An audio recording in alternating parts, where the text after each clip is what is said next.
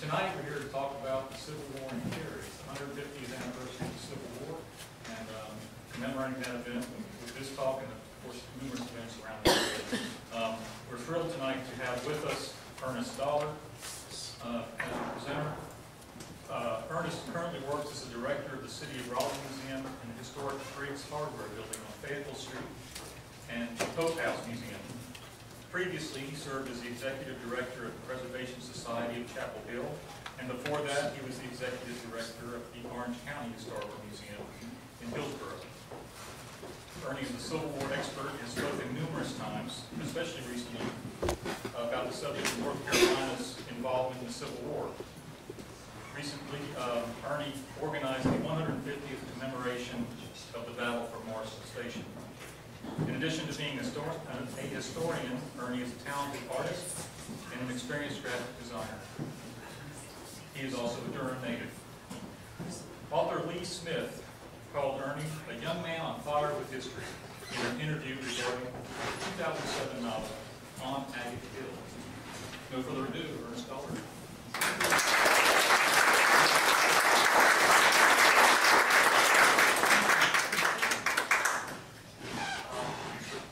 If I speak like this, do I have to use this thing? Can everybody hear me? Yeah. Get out of the way then. Thank you all so much for being out here this evening. I would like to thank Jennifer Coach for the invitation. I think Pat Sweeney was involved in it as well. So I'm excited to be here at the Page Walker House. It has been a very busy April. I told my wife, don't look for me in April. I will see you in May. Because this is my 9th lecture. I've given 3 radio interviews, 1 television interview. I was in 1 documentary, 3 guided tours, 2 bus tour, 1 walking tour. We organized 2 reenactments. I am tired. I'm ready for this cruel war to be over again. But thank you for spending this evening with me and talking about Cary's history and what us Southerners call the late unpleasant. Several years ago, I came out to speak to the Page Walker House, and we were trying to talk about, to try and get the Page Walker folks to help with preservation in Mooresville with their battlefield. And I kept talking about trying to organize a Confederate retreat tour, a Johnston's retreat tour to tourism, and talk about Johnston's army, the Confederate army moving through here and stuff. And one gentleman finally had enough. He said, why don't we have a Sherman's advance tour? And that was interesting because it was eye-opening, because I was like, wow, I'm caught in a bias. But you know, in Virginia, they're all about Lee and his retreat tour, so why not a Sherman's advance tour? And it's kind of interesting, raises the point about the residual memory of the Civil War. And that is something that as we experience the 150th anniversary, we are re-exploring this memory of what the war meant, what it did, and how we remember it, which is pretty interesting because many of you remember the centennial, 1960s, the 100-year anniversary. How was that remembered? How was that experience derailed by the civil rights movement? And as we look at the 150th anniversary, how is that experience tainted by Ferguson or Baltimore as we speak at this very moment? So it's very interesting to see how this 4-year traumatic experience in American history resonates with us today. How do we think about the Civil War? How do we see the Civil War? And many people see it in many different ways. And I'm trying to finish up a book. God lets me, I hope He does, looking at the final movements, final weeks of this war from Goldsboro to Greensboro. And one of the real things I really look at this experience, I look at it through the eyes of our society today. I look at it through the eyes of soldiers coming back from Iraq and Afghanistan. And I really look at the post-traumatic stress disorder of these soldiers and that experience 150 years ago. So it is truly, we are still redefining the American Civil War. We're still trying to make sense of it. And I spoke to they're trying to raise a new $65 million for a new Civil War Center in Fayetteville. And one of the questions they asked if they were sort of proposing this new Civil War Museum, they asked, and I thought that was, I was dumbfounded when I heard this, they asked, is it too soon? Is it 150 years, how many generations is that? And one of the things I'll talk about today is sort of this generational trauma. Whereas, this understanding of how the Civil War resonated for generations.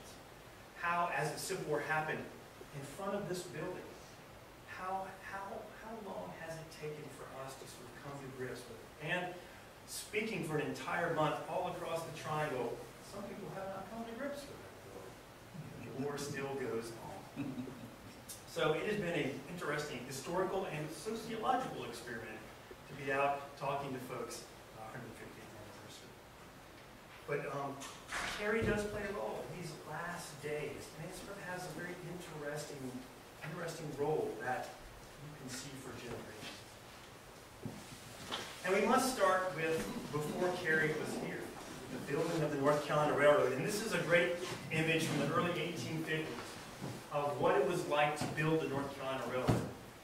Now we have to remember that North Carolina was so much of a backwater state after the American Revolution that people, the rest of the United States, as it modernized, they called North Carolina the Rip Van Winkles, after that Washington Irving story about the old farmer who fell asleep for 100 years and woke up to see everything has passed him by.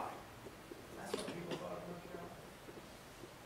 So with the building of the North Carolina Railroad, it was that great step to modernize and industrialize the state. And really bring the state into a modern American state. So in 1852, surveyors came to this very area, laying out the track. And they they drew these beautiful, oversized portfolio maps of where the tracks would go. And they denoted landowners, streams, and roads. And it's perhaps the most beautiful insight into sort of, even before Cary was here, what this area looked like. And this is it. Isn't that beautiful? So all the way down, there's 223 miles to the North Carolina Railroad. This is it. And it's just an incredible document for us. Because as we explore, as we're getting ready to go on this journey in those last days of April, as the war basically rolled down the tracks, we can follow it completely through these maps. Now, these maps were done in 1850, again, about 15 years before the war arrived, but it gives us such a wonderful insight. You know where we are? We sure do. So, if you want to really look, Cary is right over in here, because this is a blow-up. This is the Nancy Jones house. The Nancy Jones house. So it kind of gives you, which is a mere half mile down the road. Now, what's crazy about this map, and I love trying to get into this map and unravel it, to sort of make this map tell me things that I can't find in any other resources. So you see this area, and this is the Withers, J. Withers. And you know what all these little buildings are, don't you?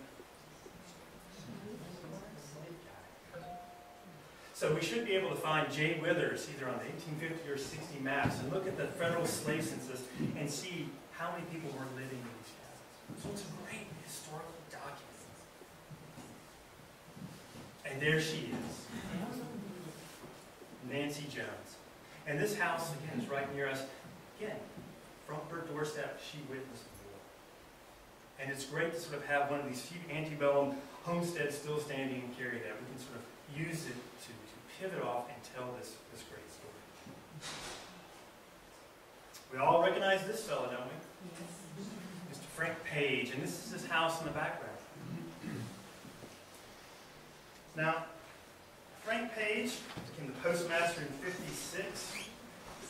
Sort of was inspired by Samuel Fenton Cary to name the town after this great temperance leader. So really, we can't talk about the establishment of Cary without talking about this house, this man, and his family, especially Walter Hines Page, which gives us perhaps one of the most colorful and detailed eyewitness accounts of war as it rolled down the road behind us. Now, in the decade of the 1850s, North Carolinians experienced a great renaissance. Agriculture was good.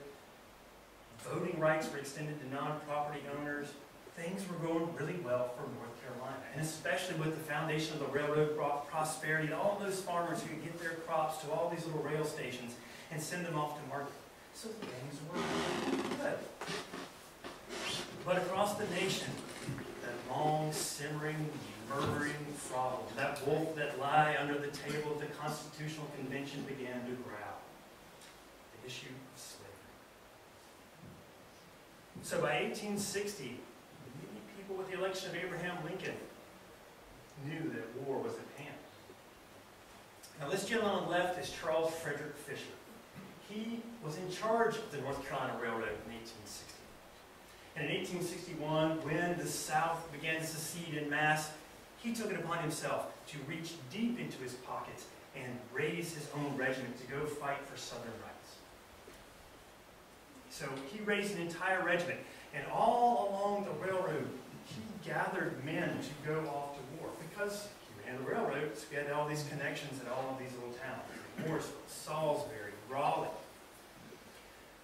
So these two gentlemen on the right, Quentin Isaac Hudson and his brother Thomas Hudson, were two of those young men from this area to go answer the call. They joined Fisher's new regiment, the 6th North Carolina, and went off to go fight. Now we're going to get back to Quentin Isaac Hudson because the war haunted him for the rest of his life. His brother on the right would only be in the Army for about 4 months before he died of disease.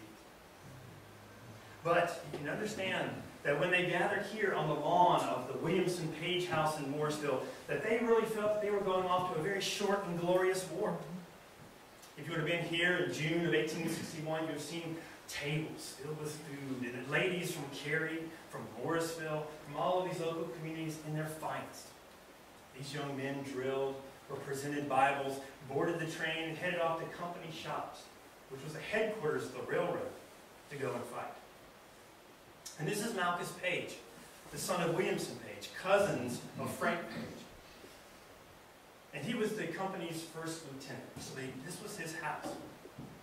And we're going to see this house pop up again, because war rolls to the very doorstep of this house 4 years later. And I can just imagine that these young men had no clue, no idea, that when they left that June afternoon, that war would roll to their very doorsteps 4 years later.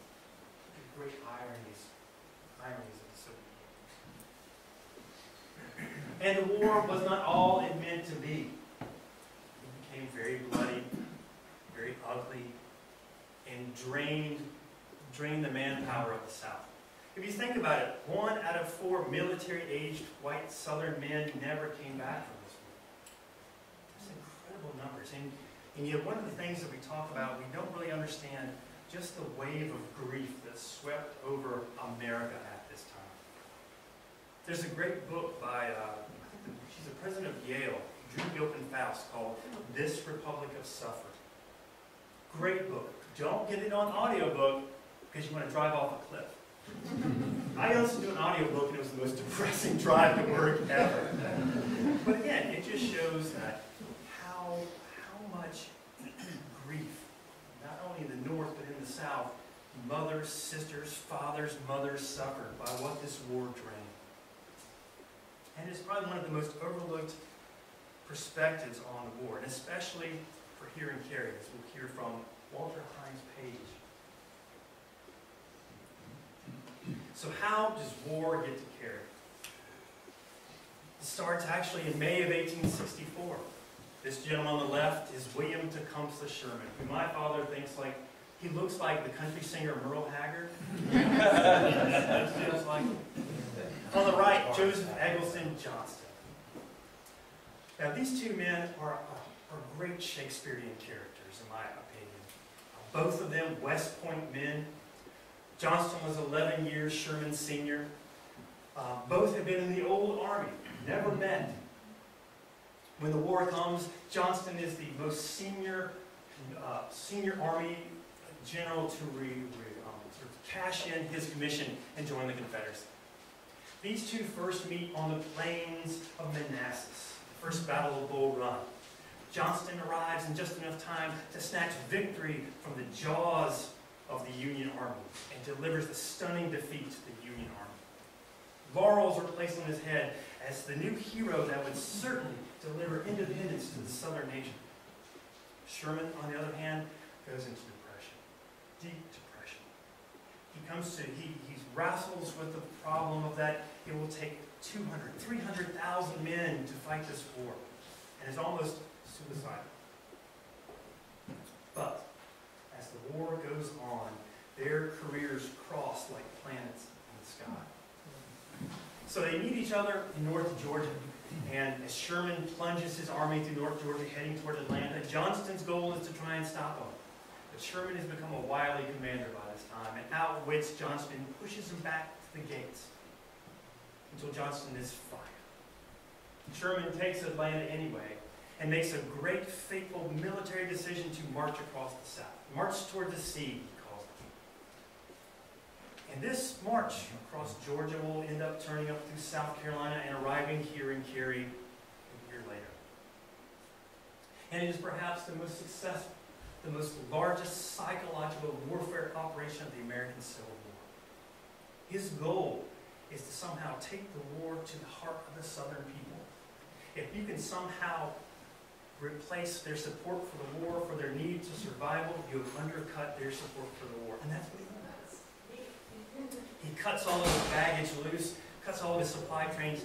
As he marches across Georgia, he makes his men live off the population. So everything they need to eat, all the things that their horses need to eat, have to come from Southern farms. And it becomes a traumatic experience for many Southerners. And this is a very romanticized version of what Southerners experienced in the path of Sherman's army. So Southerners after the war made Sherman's march a biblical plague. But in reality, Sherman's men killed very few people. But they stripped the landscape. They stripped the landscape. Both black and white suffered in Sherman's path. And that's what sort of looms so large in the Southern memory, sort of this what Sherman's men did. Now, the march to Georgia suffered. They said they wanted to make Georgia howl. But once they reached to Savannah, Sherman presents it to President Abraham Lincoln as a Christmas present in December of 1864. But perhaps one of the most understudied, most underanalyzed, most under-considered campaigns is what happens next. When Sherman turns that great army north with the ultimate goal of hooking up with Ulysses S. Grant in Virginia, he marches through South Carolina, the heart of treason, where those snake eggs of secession were hatched. South Carolina suffers greatly because Sherman's men, in reading their diaries and letters, they feel like they need to extract justice in South Carolina. And it becomes perhaps some of the ugliest warfare of the American Civil War. Now, as Sherman's marching through the South, in charge of his cavalry is this gentleman, General Judson Kilpatrick, perhaps one of my favoriteest people to talk about. Now, you see an ancestor of Judson Kilpatrick every night on TV. And once I tell you who it is, you're going to look at him and go, totally. So, if you look at this large bulbous nose and this kind of weaselly face and these large ears, I want you to compare the look of him to Anderson Cooper. Because they're related to the Vanderbilts. Now, Judson Kilpatrick, again, was another West Pointer. He was so reckless with the lives of his men, they called him Kill Cavalry. Sherman called him one damned hell of a fool, but just the man he wanted to lead his cavalry. Now, Kilpatrick basically conquered the South with a harem in tow. One of my favorite stories I love to tell about Kilpatrick is as they are moving through the southern, below Fayetteville, North Carolina, he had picked up a young lady named Mary Boozer from Columbia. And he was so intent on enjoying some horizontal refreshment. So as they go into camp that night, they go into this house, and Kilpatrick doesn't put out his pickets around his camp. So all night long, as Kilpatrick's enjoying himself in his house, Confederates sneak around the camp. And hit first light, the Confederates attack. Overrun the camp, scatter Kilpatrick's men, it's a debacle. The Confederates ride up to this house just as Kilpatrick is running out in his underwear. The Confederates ride up and say, "Hey, where's General Kilpatrick?" Kilpatrick looks around and goes, "He went that way." Kilpatrick then goes, "That way." But he's able to rally his men and retake the camp. But it's known as the Great Shirt-Tail Skedaddle. But it just shows what kind of guy Kilpatrick is.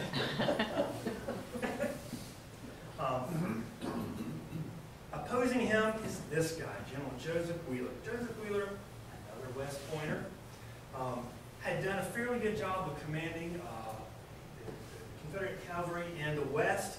Actually wrote the Confederate Cavalry Tactics book in 1863, but had sort of, as one person described it, had the handshake of a small boy. And his greatest flaw was that he was unable to control his men. His men lacked discipline. And understanding who he had under his control, you can really see why he had such a hard time at doing this. And this is them. This is them. These are horsemen from the 8th Texas Cavalry, Terry's Texas Rangers. And if you really want to understand American history after the Civil War, if you want to understand why the Wild West was so wild, so we talked about Sherman moving to South Carolina. When these men saw what Sherman's men were doing in southern homesteads, insulting southern women, sacking homes, they had had enough because they felt so much frustration they could not stop that they began to sort of take out their anger on Kilpatrick's men. Kilpatrick started finding his men executed. He started finding them with their throats cut, with signs hung around their necks saying "Death to Foragers." He started finding his men dismembered. War gets ugly. So between these two cavalry commands moving through here, it has become personal by 1865. But the gloves are off. And at one point, it's almost a tit-for-tat execution of soldiers. And when war rolls through Cary, these are the men that are fighting. These men are feared by Southern civilians almost as much as the approaching Yankees. No one is safe when we look in. So you can just imagine the fear of civilians to be in the path of an advancing army and a retreating foe. Yeah, it's pretty nasty. So we arrive in April of 1865. The war is approaching. April 12th, Raleigh is trembling with the enemy at the gates. Sherman's 100,000 men are getting ready to enter the city. Raleigh is in a panic. They had seen what happened to Atlanta under Sherman. They had seen the capital of South Carolina, Columbia, was almost burned to the ground with Sherman's army entering it. And people in Raleigh were terrified of what would happen. So Raleigh tried to somehow save the capital. They tried to save the University of North Carolina by trying to offer a peace treaty to Sherman, because these two things, the university and the capital, North Carolina had fought so hard to become a modern state, to build these great testaments to modernization. They did not want to see them destroyed in one fell swoop. So the Confederate Army, Joseph Johnston's army, is retreating west. Now the idea was to somehow take Johnston and his about 36,000 soldiers to somehow link up with Robert E. Lee in Virginia. The last two major remaining armies of the Confederacy combined could somehow throw themselves on Grant in Virginia, or most likely catch Sherman out in the open somewhere in North Carolina. But on April 2nd, something happened.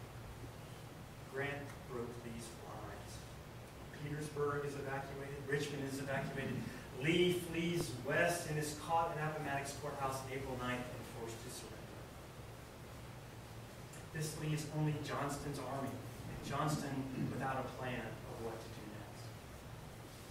So as he's moving west, he's using the railroad to move his mighty army. And Johnston is a keen logistics, and he's able to move his army with such grace and mobility. But as we're going to see in these last weeks of the war, that this great skill breaks down as the Confederacy begins to fold. As they're moving through here, he decides to split his army at Morrisville. He sends 2 corps up through Durham and sends 1 corps through sort of the lowlands, through Carpenter and through Chapel Hill, and headed west to somehow keep his army away. On the heels of his army, Raleigh is evacuated.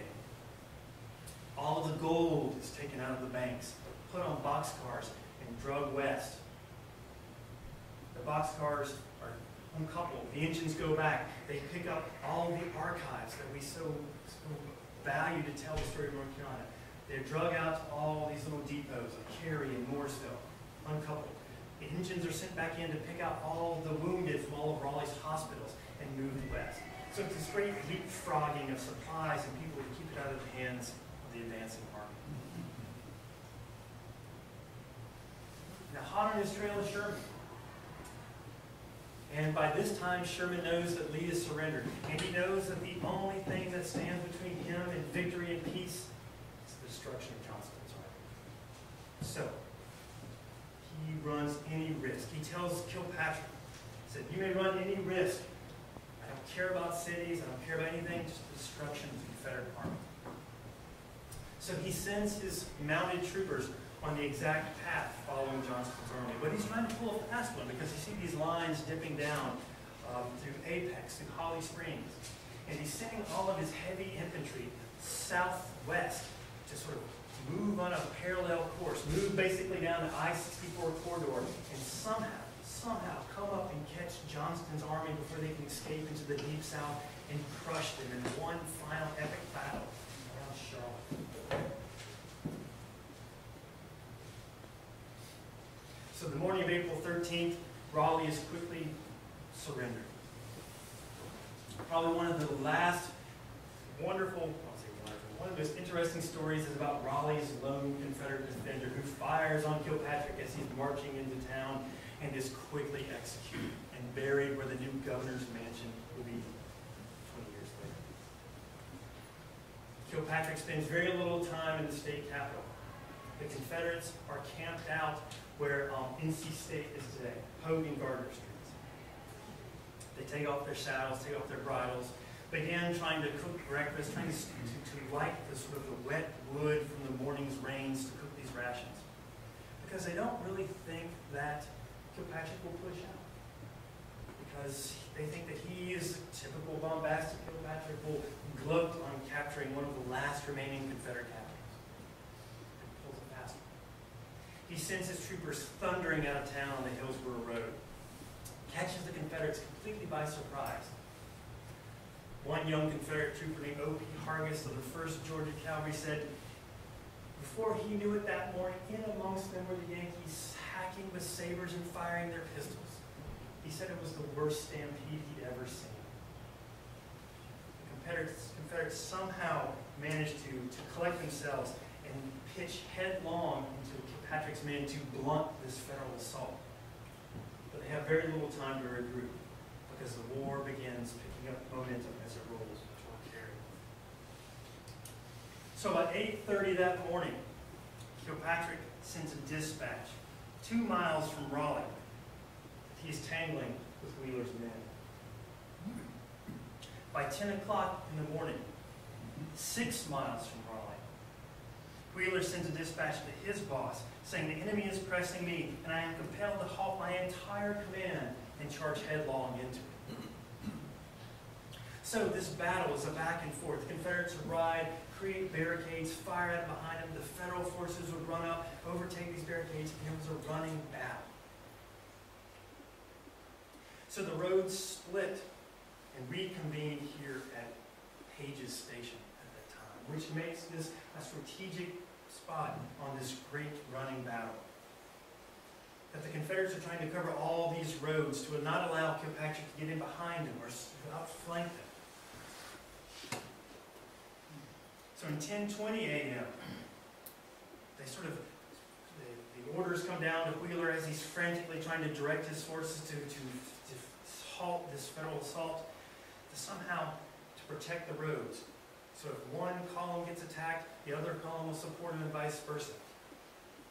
So around 1 o'clock, the war arrives here. So all along this rail line are these small skirmishes. In Jones, this is where Cary is today. This is an 1865 coastal survey map.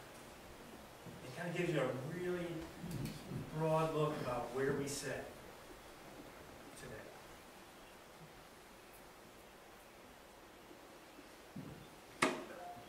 This is Walter Hines Page, a young man at only 7 when the war arrives here. Now, he had seen all of these armies pass. He had, the Confederates had stopped at his house and talked to his father. And you can imagine what the fear of this young man. And this is a great quote. This is a book that he wrote called The Southerner, which is a very loosely autobiographical piece written in 1909. And, you know, being a child owner, mine are 10 and 8, it's very, very curious to look at this traumatic experience, how it shaped his life, and what the fear. And this is a very strange quote that I pulled out, but you can just imagine about a young boy to watch all his parents be nervous and get really worried, hiding the silver. What was going on? Because he had never understood what war was. And if you read his book, he starts it out by talking about all of the coffins from the rail station here, from the battles of Virginia. And he really didn't understand war. But if you read his book, seeing Federal soldiers approach and these armies roll toward him, it made war really well. And this is one of the things that I plucked out of this is that when he cried out, this was a dream or something, that sort of this fear, this sort of anxiety had sort of gotten into him, and it gave him bad dreams. When the Federals approached here in Cary, he said that they had set up a cannon emplacement right on the hill behind his house and began firing into homes far down the road, he said. He said the soldiers, when they came here, began carving the regimental symbols in the trees in the yard. They took over his house as headquarters and put all the family in a single room. And it would be like that for several more weeks. But the fighting here erupts around 1 o'clock. The 23rd New York Light Artillery begins shelling the Confederates who are trying to defend the rail station. Because parked at the rail station are some of those boxcars, supplies. We're not really quite sure what was in those. But they are captured as the Confederates move on. This is what the 23rd New York Artillery were firing. And this is Joseph Kittinger on the right. Now, Joseph Kittinger had entered the war and spent the first part of the war guarding Washington. And they were actually organized as a rocket factory. What do you think about rockets being used in the war? They're fairly inaccurate. Later on, they were sent down to sort of garrison the forts, South Carolina. And then when those are out of threat, they are converted into horse artillery and put with Kilpatrick's cavalry. So his diary about his first taste of combat is perhaps one of the most intimate stories that we have of fighting through here. Now as fighting rolls past Cary, it rolls to Morrisville. And there we see sort of the Confederates make a determined stand for this day.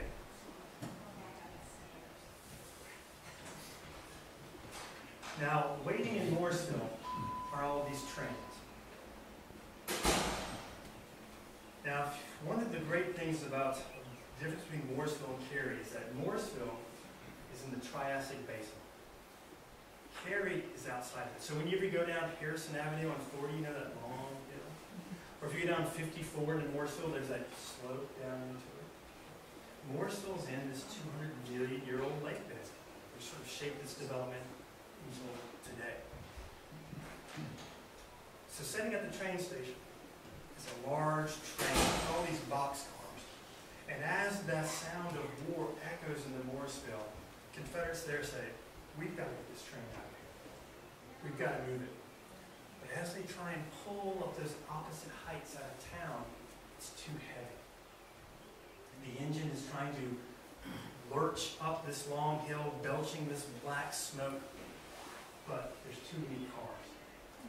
On one of those cars are all the wounded taken out of Pettigrew Hospital, Raleigh, and all of these other places. The wounded from the Battle of Bentonville, you sort of see in the background here. That was fought in March 19th to the 21st.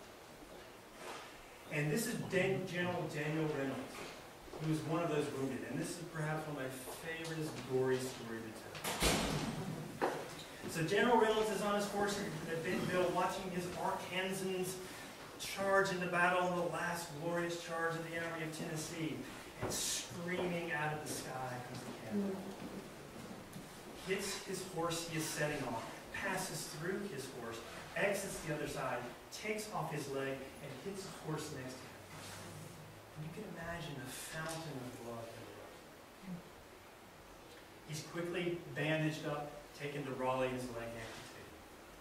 With the evacuation of Raleigh, he's putting one of these cars and spending a bumpy night riding down the tracks to spend the evening at Morrisville. So as he's on this train, and the war is getting closer, his aides are on the train. So they decide to act.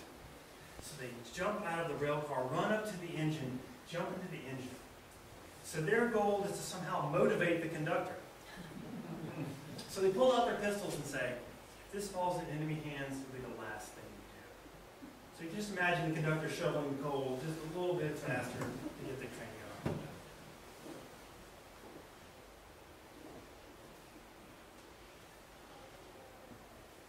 So this is what Morrisville looks like, another part of this North Carolina Railroad map.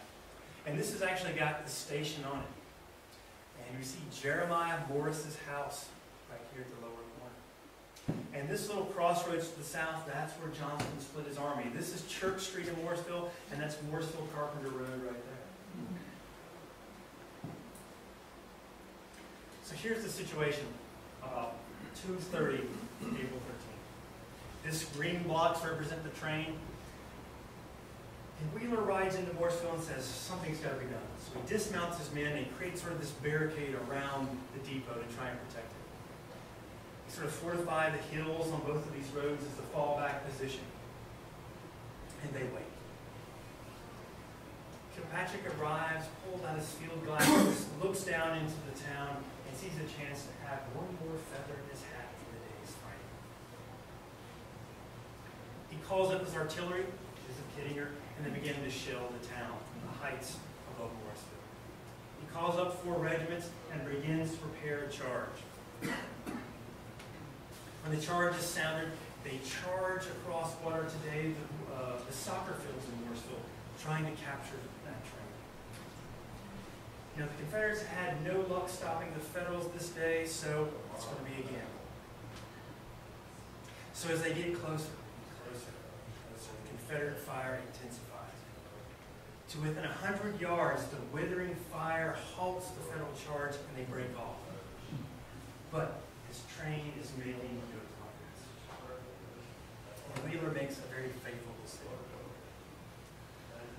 He calls to his men and tells them to uncouple the cars. But they uncouple the cars full of those very badly needed supplies the Confederates need to keep the war going. But he keeps those with the wounded still. The train slowly makes its way up and safety to Durham. The Confederates quickly fall back and the town is captured. By 3 p.m., Kilpatrick writes Sherman a little note about the day's fighting. He says, I have fought nearly every foot of ground to this point through the barricades of the strongest character. I have captured 21 boxcars of supplies and thoroughly routed the Confederates. The Confederates they captured are dumbfounded about why the Federals are pushing so hard. And they say, well, you guys think about leaving Virginia? No. Like, well, we thought something might be the matter about why you guys have your dam ground. And that quells the fighting for April 13th. The next day on the 14th, the Federal Army lurches a little forward, but they halt by noon. So why did they halt after only sort of skirmishing that morning? What they're waiting for is all of the infantry. Sherman is sending 2 corps to go support Kilpatrick on his march. So arriving in Cary are the 17th Corps under Frank Blair. We'll meet him in a second. And Morrisville is the 15th Corps, General John Logan, to kind of support Kilpatrick push while all the rest of the army dips down. And as Kilpatrick is waiting in his headquarters in Morrisville, something strange reaches his pickets north of town. His men see two riders, a lone Confederate officer and a lone Confederate private carrying a white flag. And with them is a note. The overall Confederate commander, Joseph Johnston, with a note asking for peace, for an armistice, to talk about surrender. Imagine what this must have meant to these men. For 4 years of war, to see this note come in at peace is probably good. Quickly sent back to Morrisville, sent riders racing down through Cary, headed back to Raleigh to deliver the note to Sherman. And peace negotiations start their slow evolution. But during that time, there are more people who needed to die. So arriving in Cary is Frank Blair. Now, Cary could probably have not asked for a more favorable federal commander. Frank Blair was not really a career soldier like all the other ones we've met. He's a political, good friend of General Sherman. He perhaps was the only general to actually call him Sherman. He had been fought most of the war in Missouri, transferred to Sherman's command. Why was so favorable for Cary? Because Frank Blair had spent a short time as a student at the University of North Carolina. He had traveled these same roads that he was now fighting over in the state. Now, he didn't complete his studies there, but he spent some time here and was familiar with this area. So his men, the diaries that you read about the 17th Corps who was here in Morrisville, were delighted at this news of the armistice. It truly was the first ray of sunshine these men had seen for long. Now, on the morning of April 17th is set for the negotiations. General Johnston with his army is in Hillsborough, and the idea is to meet somewhere between the two armies. General Johnston gets on his horse, has an escort of about 200 Confederate cavalrymen, and begin riding east from Hillsborough. The plan was for Sherman to get on the train in Raleigh, take the train through Morrisville, through Cary, arrive in Durham Station, meet General Kilpatrick, get on his horse, have his escort, and ride west. And somehow they would bump into each other to find a place to talk about the term. As Sherman is boarding the train in Raleigh, the telegraph operator runs down, flags down the train.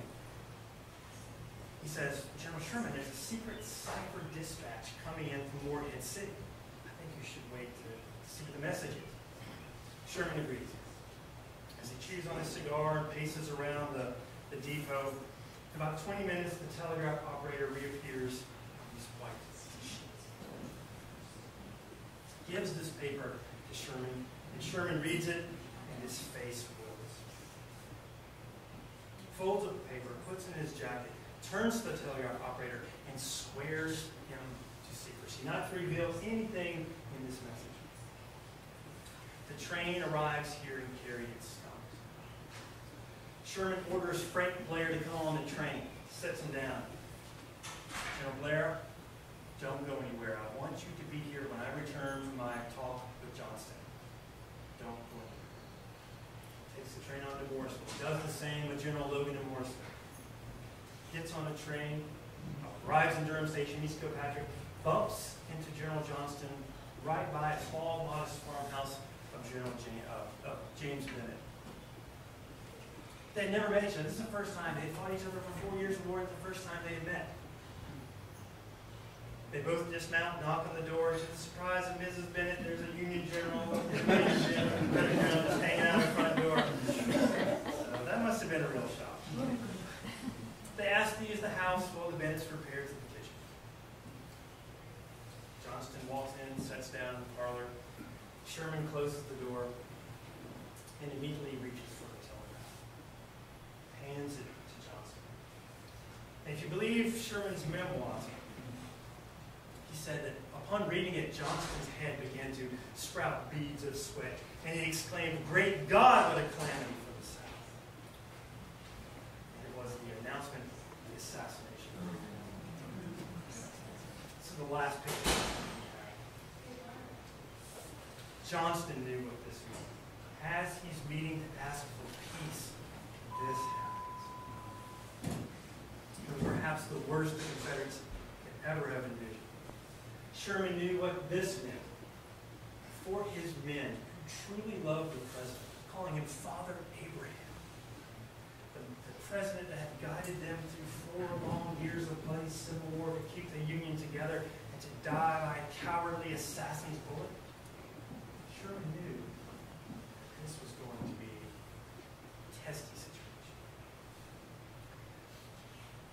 Sherman quickly asked for Johnston's surrender. Johnston says, "Well, Lee was surrendered at Appomattox. I've got 2 days march on you. I can keep this thing going. But I want to stop this bloodshed. Let me see if I can talk to President Jefferson Davis, who's fleeing Greensburg, to see if I can surrender the entire Confederacy." Sherman says, "Wow, how could I not bite on that?" So he says, "All right, you go do what you need to do. Talk to Davis. I've got to get back to Raleigh." Sherman jumps on his horse. "I'll meet you tomorrow, same place, same time."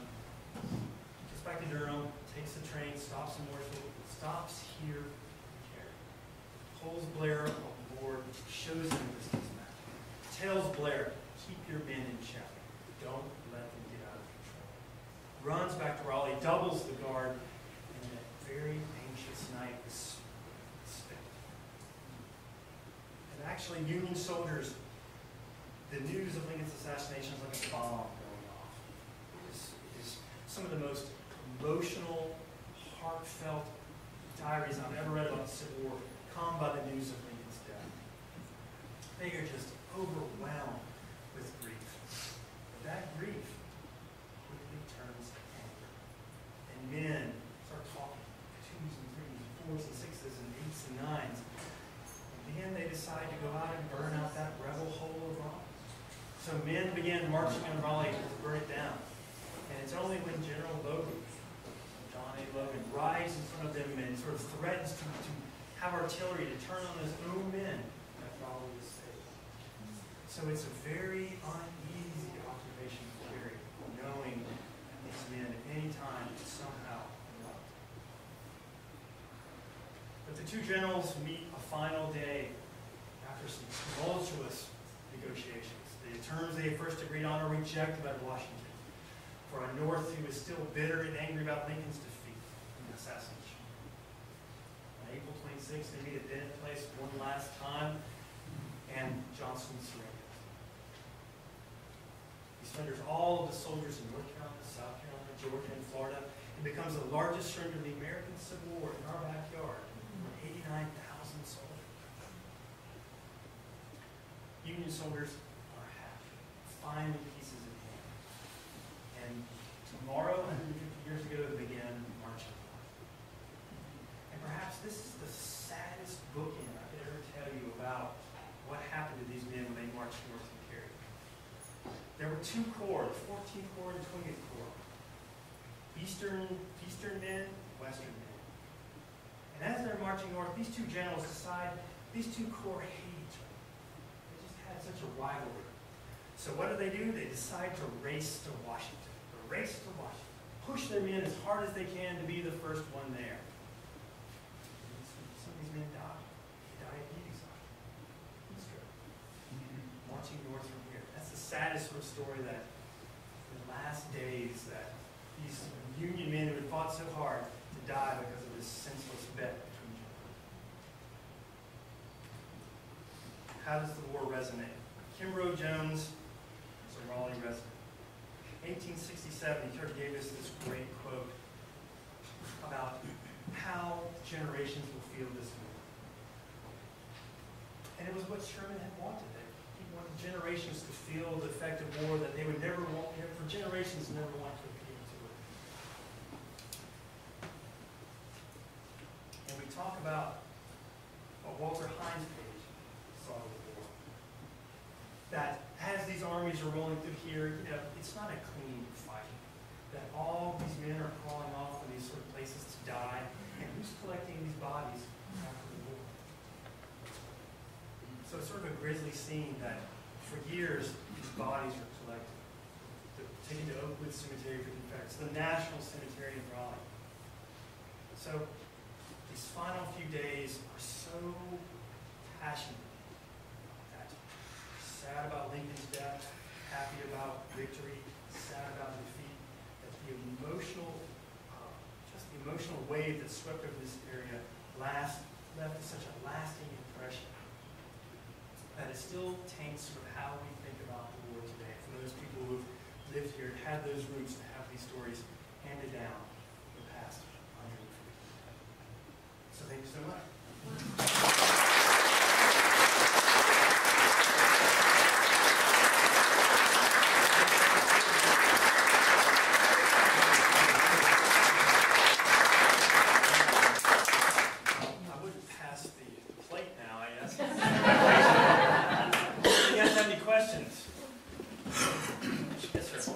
So, the people in this area, were there any people that were unionists? If you read Walter Hines Page's father, he said his father was a union man. And it's funny that after the war, because when Federal soldiers took a lot of stuff from plantations, Southerners, there's something called the Southern Claims Commission, that you could write into the government trying to get compensation for all the stuff the Federal soldiers took by saying, oh, I was a loyal person all along. So it's funny to see how many people really got unionism after the war. It's interesting that North Carolina is a really weird state in the Confederacy. When Union soldiers crossed over to North Carolina, the state had such a reputation for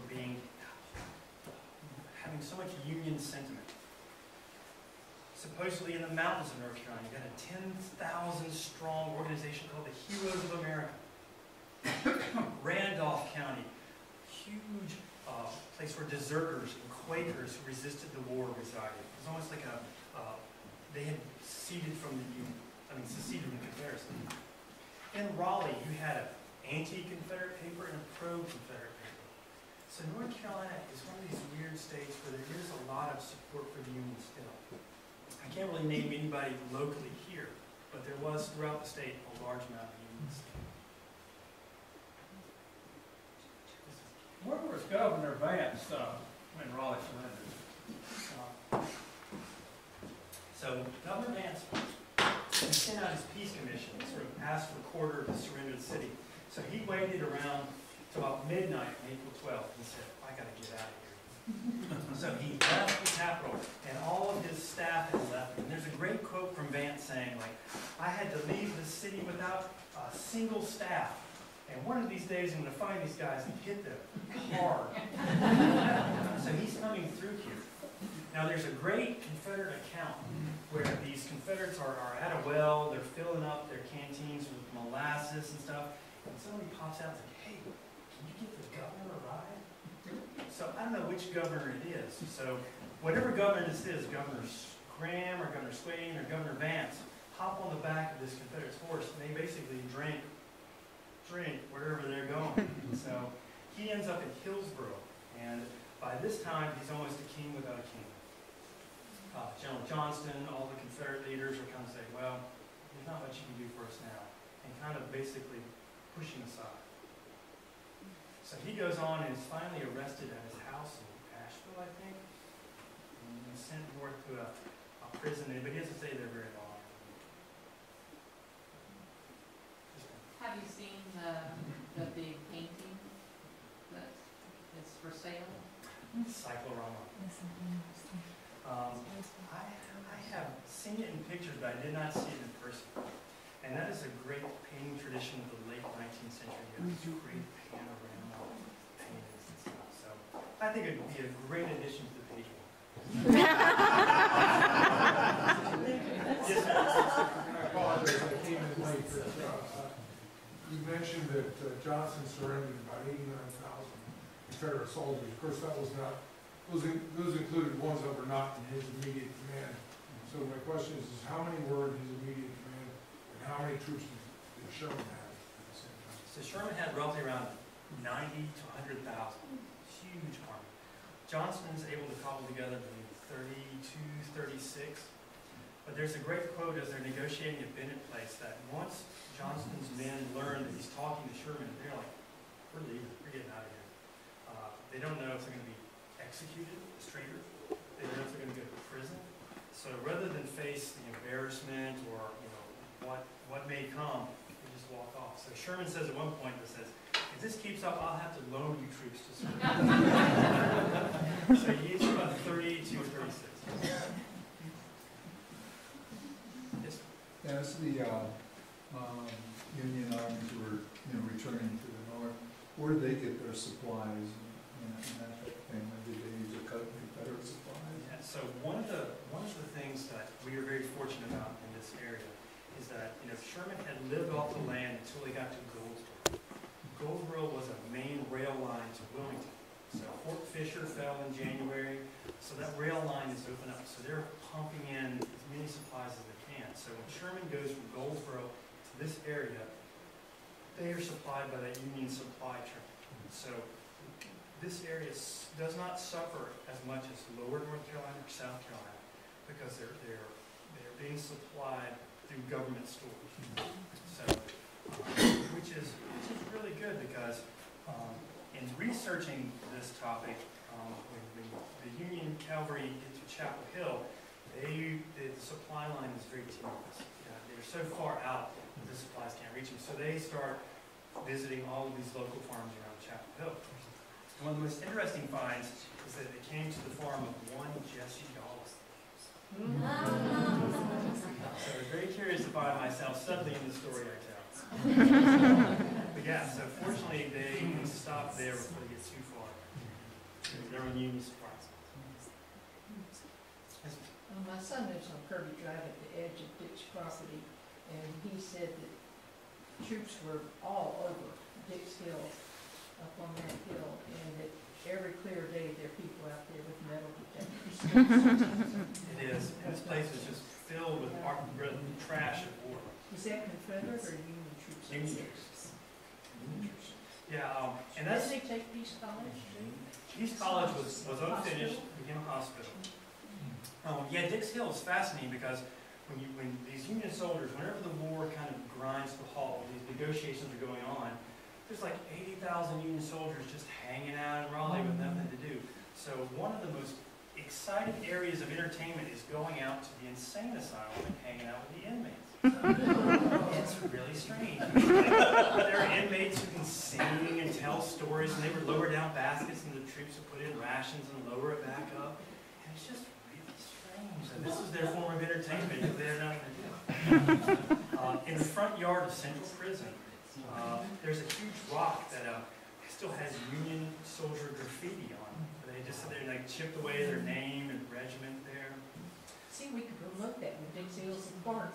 We want to make it a big park. You go ahead and great. We'd love to have a reenactment there for the 200th anniversary of the Civil War.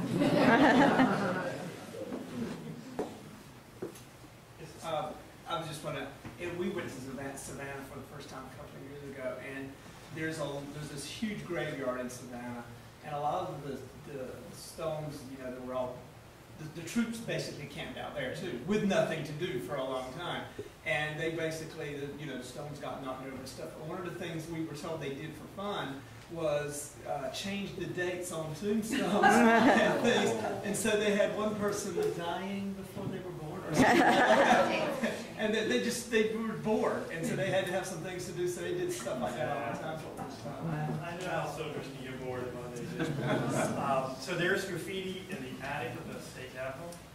Some of the Wake County deed books has some really nice graffiti from Union soldiers. So they're just typical young men being bored and doing stupid stuff.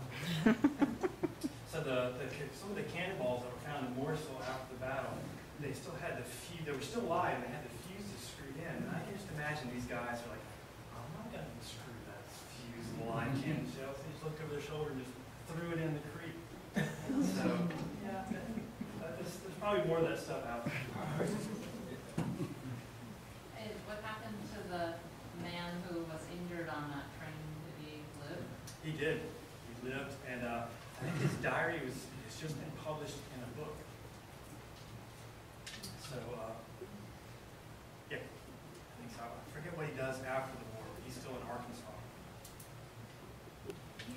social art series in our state magazine will ever be compiled, and that was most fascinating.